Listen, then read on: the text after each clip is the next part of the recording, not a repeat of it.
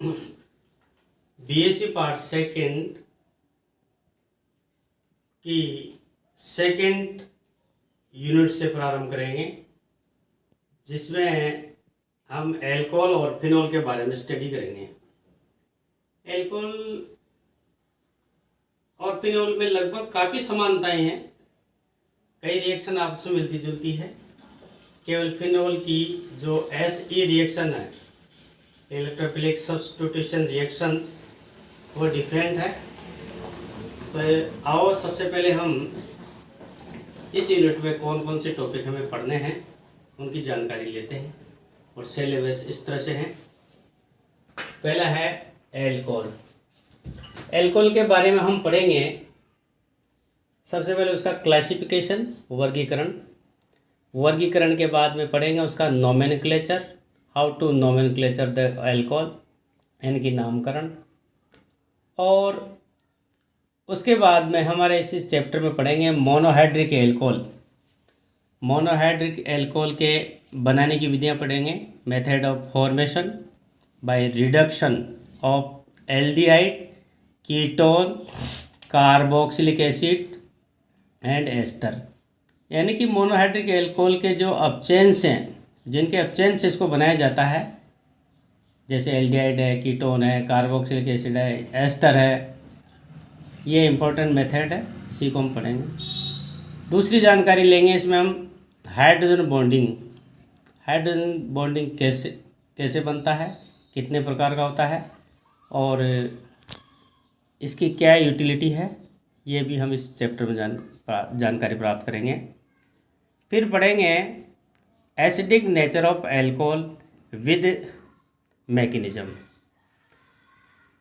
एक ऐसी रिएक्शन के द्वारा ये पता करेंगे कि एल्कोहलों की एसिडिक नेचर, अम्लीय प्रकृति किस तरह से होती है, उसका मैकेनिज्म भी स्टडी करेंगे।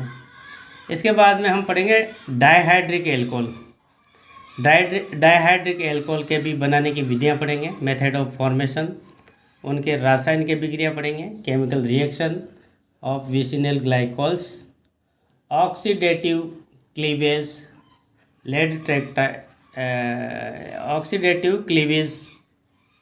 Lead tetra acetate and periodic acid के बारे में पढ़ेंगे।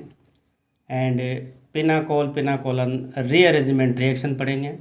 फिर पढ़ेंगे trihydric alcohol, method of formation, उनके भी बनाने की विधियां पढ़ेंगे, उनकी रासायनिक अभिक्रिया पढ़ेंगे।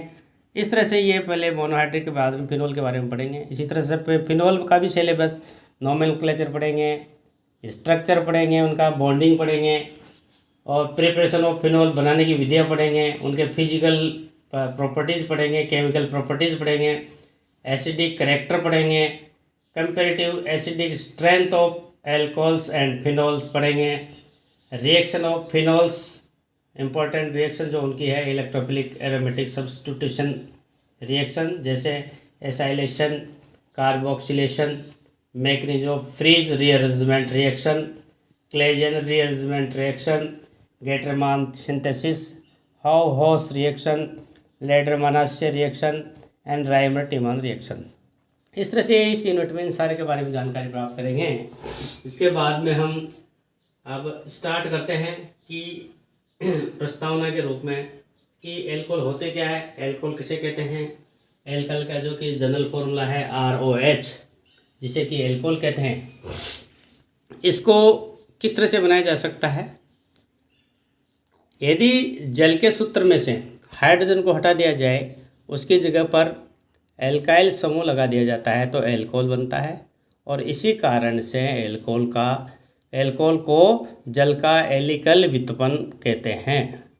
ठीक इसी तरह से यदि हाइड्रोकार्बन के सूत्र में से RH जो है, इस RH के H को हटा करके उसकी जगह पर हाइड्रोक्सिल ग्रुप लगा दिया जाता है तो एल्कोहल बनता है। और इसी कारण से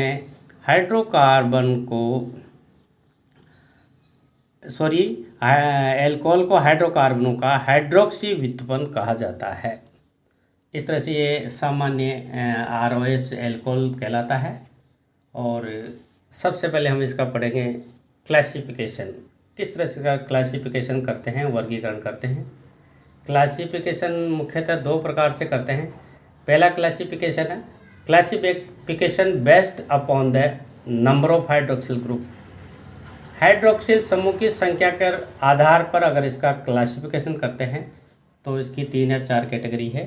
पहला मोनोहाइड्रिक एल्कोहल, दूसरा डाइहाइड्रिक एल्कोहल, तीसरा ट्राइहाइड्रिक एल्कोहल, चौथा पॉलीहाइड्रिक एल्कोहल। मोनोहाइड्रिक एल्कोहल ऐसा एल्कोहल जिनमें केवल एक OH समूह उपस्थित होता है, इस कारण इसको मोनोहाइड्रिक एल्कोहल कहते हैं। इसके एग्जाम्पल है CH3OH, methyl alcohol, ethyl alcohol, propyl alcohol. जिनमें भी एक OH समूह उपस्थित होता है वह सारे मोनोहाइड्रिक एल्कोहल कहलाते हैं। दूसरी कैटेगरी है डाइहाइड्रिक एल्कोहल। वह एल्कोहल जिनमें 2 OH समूह उपस्थित होते हैं, इन्हें डाइहाइड्रिक एल्कोहल कहते हैं। इसका बेस्ट एग्जाम्पल है एथाइलिन ग्लाइकॉल, जो कि सूत्र इसका ये है CH2OH। ठीक इसी तरह से तीसरी कैटेगरी है ट्राइहाइड्रिक एल्कोहल।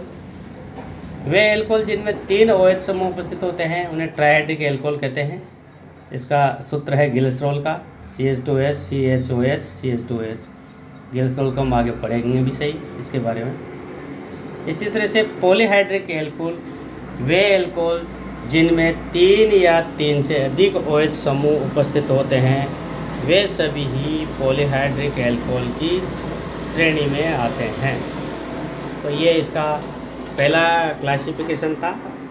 और दूसरा जो क्लासिफिकेशन है वह है हाइड्रोक्सी समूह के साथ जुड़े कार्बन परमाणु की प्रकृति के आधार पर, यानी classification based upon the nature of carbon atom bearing hydroxyl group. इस कैटेगरी में भी 3 प्रकार के हम एल्कोहल को डिवाइड कर सकते हैं। प्राइमरी एल्कोहल, जिसको secondary alcohol, tertiary alcohol. Primary alcohol में RCH2OH इसकी पहचान होती है। सेकेंडरी एल्कोहल की RRCHOH इसकी पहचान होती है। टर्शरी एल्कोहल की में RRCOH इसकी पहचान होती है। प्राइमरी एल्कोहल में CH2OH समूह उपस्थित होता है, और जबकि सेकेंडरी एल्कोहल में CHOH होता है, और टर्शरी एल्कोहल में COH समूह उपस्थित होता है। जो कि ये 2 प्रकार की कैटेगराइजेशन हमने यहाँ पर कंप्लीट की, और इन्हीं के आधार पर हम पहले जनरल इंट्रोडक्शन को ख़त्म करते हैं और फिर शुरू करते हैं नोमेनक्लेचर से। How to nomenclature of monohydric alcohol. इसके लिए 3 प्रकार की पद्धतियाँ दी गई है। There is 3 system of nomenclature of alcohol. इन पद्धतियों में सबसे पहली जो पद्धति है उसका नाम है रूढ़ पद्धति या ट्राइविल सिस्टम। ये पुरानी पद्धति है। काफ़ी इसके जो नाम हैं वह IUPAC ने स्वीकार भी कर लेंगे हैं, जिनको उन्हीं नामों से ज़्यादा जाना जाता है। तो इसका भी हम पढ़ते हैं कि इसमें किस तरह से नोमेनक्लेचर किया जाता है। इस पद्धति में किसी भी कंपाउंड का नाम देने के लिए पहले एल्काइल समूह को पूर्व लग्न के रूप में लिखते हैं और उसके पीछे एल्कोहल शब्द लगा दिया जाता है। यानी उदाहरण के द्वारा इसको देखते हैं। CH3OH एक एल्कोहल है जिसमें एक मेथिल समूह है, तो मेथिल को आगे लिख देंगे और पीछे एल्कोहल लगाएंगे तो मेथिल एल्कोहल इसका नाम हो जाएगा। इसी तरह से C2H5OH इसमें एथिल समूह है तो एथाइल एल्कोहल इसका नाम हो जाएगा। इसमें कुछ समूह के जो नाम दिए जाते हैं, यदि श्रृंखला बिल्कुल सीधी श्रृंखला है तो उस प्रतिस्थापी को N शब्द द्वारा दर्शाया जाता है, नॉर्मल शब्द द्वारा दिखाया जाता है। सेकेंडरी समूह कार्बन पर 2 समूह प्रतिस्थापी लगे होते हैं, उसको आइसो समूह बोलते हैं। इसी तरह से तीसरे कार्बन पर 3 समूह लगे हों तो उन्हें नियो बोलते हैं और इस तरह से दर्शाते हैं। ये इस श्रृंखला के शाखन को दर्शाता है। एग्जाम्पल, ये एक स्ट्रेट चेन है प्रोपिल एल्कोहल जिसे कहते हैं हम, लेकिन सीधी श्रृंखला होने के कारण इसको हम N प्रोपिल एल्कोहल कहते हैं। ठीक इसी तरह से सेकेंडरी जो इसमें 2 मेथिल समूह लगाने के कारण इसको आइसोप्रोपिल एल्कोहल कहते हैं। ये रूढ़ पद्धति में नाम है, सामान्य पद्धति भी इसका नाम है। और इस तरह से ये जो सूत्र दिया है नियोप्रोपिल एल्कोहल है, ये इसकी ब्रांच को दर्शा रहा है। अब दूसरी पद्धति है, उसका नाम है व्युत्पत्ति या कार्बिनल पद्धति, डेरिव्ड और ए कार्बिनल सिस्टम। ये भी इम्पोर्टेंट पद्धति है। इस पद्धति में नोमेनक्लेचर करने के लिए सबसे जो सरलतम सदस्य है उसका सूत्र है CH3OH, जिसका कि जनक नाम पेरेंटल नेम कार्बिनोल है, और इसी कार्बिनोल के आधार पर अन्य कंपाउंड का नोमेनक्लेचर किया जाता है। इसके लिए कुछ इम्पोर्टेंट चीज़ है, जैसे OH समूह युक्त कार्बन परमाणु पर स्थित अन्य एल्कल प्रतिस्थापियों को वर्णमाला क्रम में अनुलग्न कार्बिनोल से पहले लिखा जाता है। ये इसके लिए इम्पोर्टेंट चीज़ है। अल्फ़ाबेट से उसको कार्बिनोल शब्द से पहले लिख देते हैं। उदाहरण के द्वारा हमें समझ में ज़्यादा बढ़िया आएगा। CH3OH एक मेथिल एल्कोहल है जो कि पेरेंटल इस पद्धति का सदस्य है, जिसको कार्बिनल बोलते हैं। इसी तरह से CH3CH2OH, इसमें यहाँ तक का ये जो पोर्शन है ये कार्बिनोल है, और मेथिल को आगे लिख देंगे, इसका नाम हो जाएगा मेथिल कार्बिनोल। ठीक इसी तरह से ये कार्बिनोल है, इसमें 2 सदस्य हैं मेथिल के, तो इसको डाई मेथिल कार्बिनोल कहेंगे। इसी तरह से COH ये कार्बिनोल है, और इसमें 3 मेथिल समूह लगे होने के कारण इसको ट्राई मेथिल कार्बिनोल नाम देते हैं। और अगर दोनों समूह में भिन्न भिन्न हो, जैसे यहाँ पर एथिल और मेथिल है, तो ये पोर्शन पूरा कार्बिनोल कहलाएगा। और एथिल और मेथिल में जो अल्फ़ाबेट में पहले आएगा, जैसे एथिल पहले आता है तो इसका नाम एथिल मेथिल कार्बिनोल नाम होगा, एथिल मेथिल कार्बिनोल। तो ये इसकी दूसरी पद्धति खत्म हुई है। ठीक इसी तरह से IUPAC पद्धति, IUPAC संपूर्ण ऑर्गेनिक केमिस्ट्री में सारे जो कंपाउंड हैं इनके नाम IUPAC देती है। और IUPAC ने कुछ रूढ़ या सामान्य नाम भी स्वीकार कर ले गए हैं, जिनको उन्हीं नामों से ज़्यादा पहचाना जाता है। तो इस पद्धति की मुख्य सभी लोग जानते हैं, डिटेल में पढ़ा चुके हैं। लेकिन एल्कोन का नोमेनक्लेचर करने के लिए अगर एल्केन जो है वर्ड, उसमें से उसका जो पिछले वाला वर्ड है ई को हटा करके उसकी जगह पीछे ओल लगा देते हैं,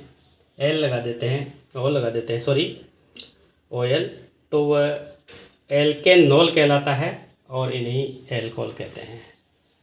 इसमें कुछ नियम हैं।